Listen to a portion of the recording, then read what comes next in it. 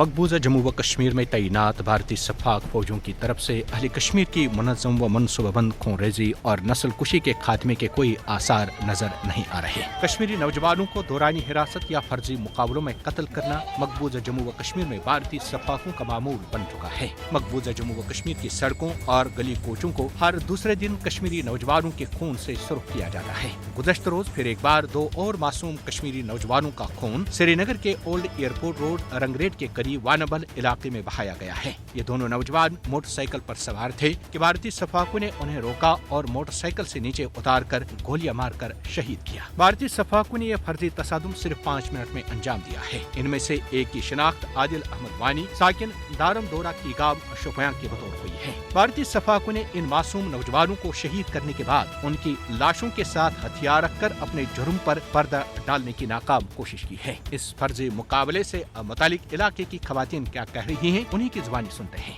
अपनी कहानी बना के चढ़ा देते हैं बेगुनाह लोगों को, छोटे छोटे लड़कों को मारते हैं। दिखाओ, हमें बताओ कौन से मिलिटेंट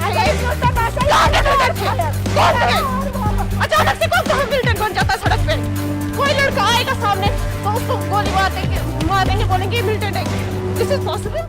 इलाके में न सिर्फ इस दरिंदगी और बर्बरियत के खिलाफ शदीद एहतजाजी मुजाहरे बल्कि आज़ादी के हक में फलक शिगाफ नारे भी बुलंद किए गए। एक खातून जो कि कश्मीरी जुबान में बात कर रही थी, मकबूजा जम्मू व कश्मीर में भारत के गासिबाना कब्जे के खात्मे के लिए मुसल्लह जद्दोजहद के बानी और सरखैल शहीद मोहम्मद मकबूल इलाही का नाम लेकर कह रही हैं कि शहीद मकबूल इलाही की जमात जिंदा है और भारतीय दरिंदों का अब डट कर मुकाबला किया जाएगा। सुनिए वो क्या कह रही है।